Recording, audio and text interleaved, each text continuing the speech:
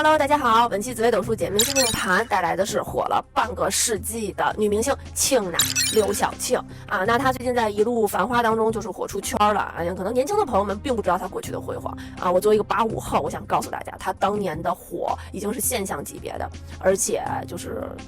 完超现在的各种顶流女明星 idol， 你们能想得出来的啊，都不及当年庆乃的1/10啊。那我想做她的命盘呢，已经很久了，因为庆乃这个命盘，因为她70几岁了嘛，所以她整个命盘已经走了整个盘的半闪啊，每个10年都很精准的可以呈现出来啊。这作为我们上课教学来说，也是一个经典的学术案例的体现。那我们就一起进入到刘晓庆的紫微斗数世界里吧。本期视频呢还是老规矩啊，3个方面。第一点呢，其实我想说，有很多的粉丝朋友留言说，老师你怎么知道这个人的时间啊？因为网上的话其实会有他的出生年月日，但是在具体合时辰的时候啊，其实是一个巨大的工作量。那基于庆乃这个盘，我们可获取的信息还是比较多的。那我首次也公开，就是到底我怎么去做每一条视频，怎么去排他们的命盘来确定这一张啊，包括之前的明星也是这样子的啊。第二点呢，就是大家比较关心的庆乃的情感生活啊，之前也是不断的在结婚离婚啊，后期还有小男友啊，就是一直桃花呀都是不断的啊。第三点呢，也是很明显的一个入狱的情况啊，在当年其实非常轰动，因为那时候互联网也不发达，而且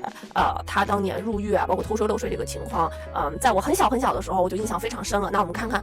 他是触碰到了哪一颗星星出了问题，然后导致他入狱。当我确定想录一个人的 vlog 的时候，那其实我会进行大量的前期的学术的文献搜索的工作啊。那庆乃这张盘非常典型啊，因为提供信息非常多，已经大大的减轻了我的工作量。网上的信息呢，首先他的生日是不是准确的，这是第一点啊，因为有些明星会改生日嘛啊，他改就是大概率会把自己年龄改小。那庆乃的这个其实是有争议的，有1955年啊、1953年啊、1950年几个版本啊。那我会去推算，就是他到底什么时候去入学，到底什么时候去参加工作，然后哪部戏是大概什么年龄在拍的，暴露的已知的信息去反推哪个是他真实的年龄，最终定的是1950年的啊这个时间。那当我确定好了他的年月日的时候，那其实一天是2个小时1个时辰，所以整个一天一共有12个时辰，就有12张命盘。这12张命盘是你已知年月日之后打底的。那庆乃这个盘很典型，一个是他已经年过半百啊，他整个已经是到70多岁，所以他每个10年的运势都很明显的经历了。比如像现在的 idol 小鲜肉可能才20出头，10几岁、20岁的，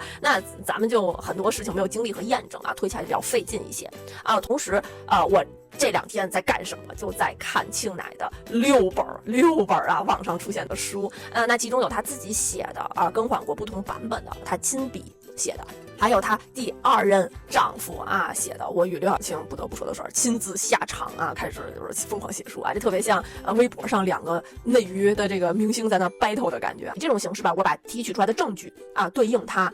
这个宫格的星星，然后咱们来盘一下啊这张盘。他书里有一个特别明确的信息，就是他其实变成这个亿万富姐啊，其实是赶上了我们上一个20年的艮运的房地产的置产运，那他的田宅宫应该就不错。所以呢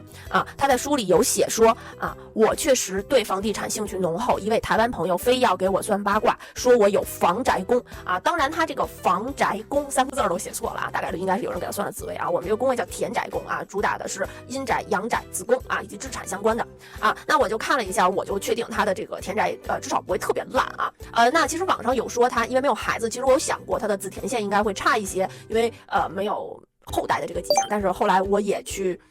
看了那个一路繁华里面向太，就问他嘛，然后他说的是曾经有过，但是打掉了。所以他的子田线我就能确定了啊，我确定他的田宅是太阴旺化科啊，太阴又是我们的田宅主啊，因为他被打掉了，所以他对宫有阳性凶星在冲他，所以他的子女宫出现了火星落陷的情况啊，这个凶星就是一个大炮轰啊，本来他是有机会有的，而且生了孩子的运势应该也会非常不错，但是人为的一些外界的情况把他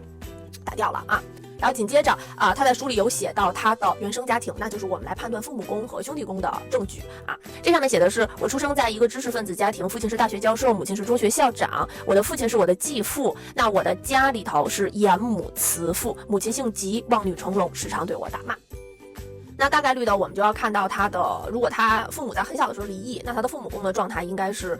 不太好的啊。据说应该是很小啊，1岁2岁啊，就他基本对他亲生父亲没有什么印象啊。那所以他的父母宫这张盘定的就是地空甲禄存啊。那地空地劫又是一个空劫穿的情况，在他的父母宫的对宫的情况，所以应该大概率就是不太能见得到他亲生父亲啊，很小的时候走这个运的这个样子。好，那我看他妈妈这个位置呢，就是我们的兄弟宫的位置，同时还有他那个同母异父的妹妹啊，也在这个位置。那这个位置呢，说他妈妈是中学的校长，然后他这个位置很明显的就是嘴巴不好听啊。他的这个位置做天机挂零星啊，对宫是巨门和左辅。那在外的样子巨门嘛啊，之前有看过视频的知道啊，巨门这颗星想攻击你的时候呢，绝不手软啊。那他这个位置，他眼里的妈妈又带零星，零星这颗凶星会不断的折磨你啊，不断的碎倒的这个样子啊，对他也会比较严格，比较严厉啊，这是他原生家庭的情况。好，那么还有一个很重要的就是他的夫妻宫，待会儿我拿到第2趴去说啊，夫妻宫的状况它比较复杂啊3岁起运就是3到12岁是命宫第一个10年，然后第2个10年是13到22，这个就是他求学的一个状态，而且他说了他家境相对还是比较不错的，比一般人是要好的啊。然后紧接着走夫妻宫是23到32，那在这10年里面，其实就是他网上我有能查到的，1970年考入了四川音乐学院，然后1973年在解放军成都军区话剧团，然后就开始他的演艺生涯了。那这个10年呢，其实走的就是空宫啊，然后在这个10年走的就是他的副官这条线啊，然后紧接着真正开始起飞是在33到42的这10年，这10年呢，他的太阳是化禄带火星啊，所以就是呈现一个突发性，因为太阳是展示啊，很发光发亮的，当然火星也是一个状态，突发性的样子，所以他在1980年、1983年的就是坐在这个格里面呢，开始火起来了啊，有小花呀、火烧圆明园呀、追点听政啊这个样子。紧接着下一个10年走的武曲化权，那就是他真正变成亿万富姐挣钱的这10年大运啊。然后在这10年里面呢，其实他也没闲着啊，拍了非常非常火的武则天啊。当然我刚刚我还刷到了，就是他拍的那个一代妖后啊，就是他其实一直在演一个女帝的这样的一个角色。然后紧接着就是他比较灰色的10年，53到62，因为他2002年是因为税务的问题入狱了400多天啊，1年多啊。那这一步运其实是他阳历的52岁啊，正好踩在这个换运的阶段。那这个格阴历的53就是阳历的52岁，在换运的时候走过了57这个运，马上进入到了天同花忌天梁右弼加空劫穿啊，所以人碰到地空地劫的时候还是要小心再小心啊。然后呢，这个待会儿我会再详细的讲。然后紧接着走到的就是他后面的天象加天魁的这10年，63到72岁啊，就是他出狱之后啊的这20年啊。那其实在走天象加天魁啊，一直也是在做天象嘛啊，各种沟通跟链接的工作，然后还有他的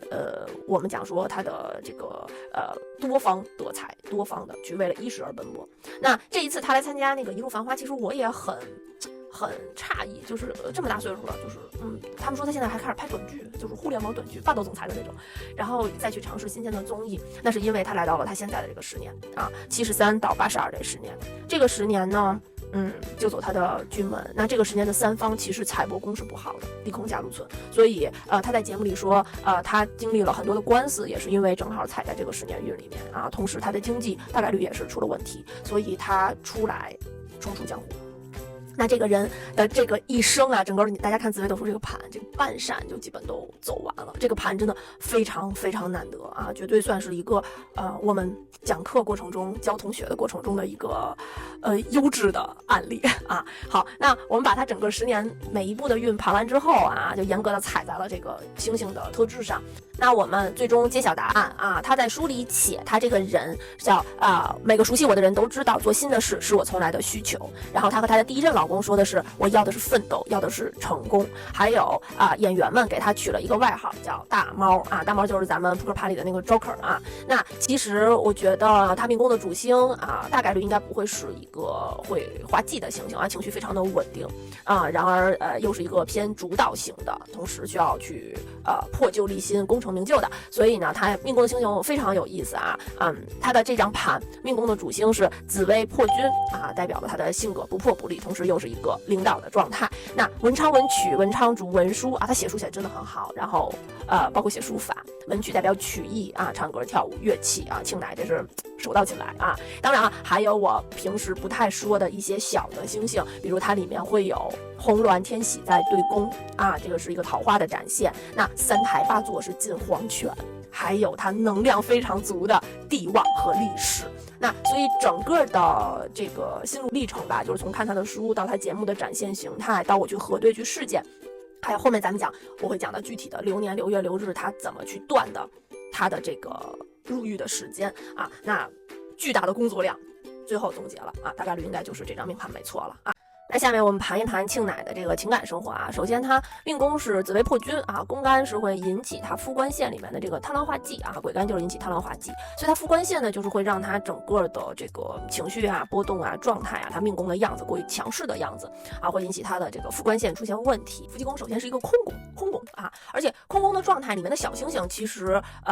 不是那么的美丽啊，因为出现了天刑、孤臣、冠锁、小号、王神这些小星星。那大家有时候看空宫的时候会觉得，那我这个看不懂啊，对呀，因为你小星星不了解呀，对吧？那天刑就像上天下来一把刀，孤臣肯定是带有孤的性质，尤其是针对空宫的命盘，小星星真的最重要，因为它劲儿很大，它填满了这个宫格啊。那在他之前的这个情感的生涯里，其实庆乃一直是一个大女主的状态，而且她愿意付出啊，主导性非常强。那她其实找到另一半的核心需求就是情绪价值，因为廉贞贪狼这个组合呢，很擅长提供情绪价值。在庆乃的眼里呢，这些人也算是叫什么赘婿吧，啊，就是高攀于他，然后呢，愿意给他提供情绪价值，那他也愿意去帮助他人啊，包括他帮助这个陈国军拍电影，包括当时年纪很小的姜文啊，其实算是倾尽全力的去帮助这些他真心喜欢的人。那所以其实庆乃一生去选择另一半，因为破军做命的人吧啊，就是会不走寻常路啊，所以不太去在意别人的眼光，所以找年纪比较小的概率也是非常大的。好，那我们再说最后的部分，就是他官司入狱。哎，我的天呐，今天这个视频确实是时间有点长，能看到这儿的都是真爱啊。那其实他的官司是非其实打了很久。那我们看一下他入狱的这个时间线啊，2002年4月2号是立案调查，6月20号是入狱，然后在狱中待了422天，然后从2003年8月16号开始取保候审，然后一直到2004年的5月11号向媒体发声说已经缴纳了全部的税款啊，就是事情算完美的结束了啊。好，那我就要去翻看他2002年的盘到底是怎么回事，那就涉及到我们再去精准的去查看这个人的流年和他的流月的情况啊，这个也是一个巨大的工作量。有时候他们会说，哎，就你们看盘真贵，就是你们要知道，它是一个超级烧脑的一个过程，就是你要从盘里的信息抽丝剥茧的，最后给到一个盘主的回答。所以我这个算是一个反推的过程。那我们打开命盘，仔细的去捋一下线索啊，我们看到他入狱的那一天是2002年的6月20号阳历，那他的阴历就是2002年的5月初10，那一天的八字是壬午年丙午月己未日啊，那这些都是提取到的信息。那我们回到命盘上，他2002年走的流年就是在午位的这个宫格啊，走他原本的兄弟宫这个宫格。这一年呢是天机零星啊，三方他的财帛是会出现问题啊，天同化忌天梁右弼加空姐穿了，对宫的地空地劫是空姐穿的情况。然后那迁移的居门又是一个惹是非官司的星星啊，这个居门在它的迁移，官禄呢是太阴。好，那我们先看啊，第一层它的流年的宫干是人干，人干会引起它本身财帛宫的武曲化忌，大家知道武曲是财星对吧？那跟钱是有关的，因为钱的问题而进去的嘛。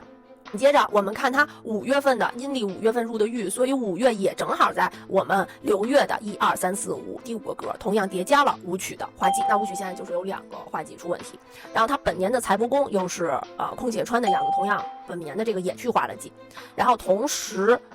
它的这个本年的财帛宫的戊干又引起了它流年的这个天机星出现问题，天机化忌啊，它有一个反向往回走的这个力量。同时呢，他自己的流年的官禄宫是丙干，丙干这个宫干会引起廉贞化忌，廉贞就是我们的囚星啊，化气为囚，所以呢就会有一个入狱困住的这样的一个风险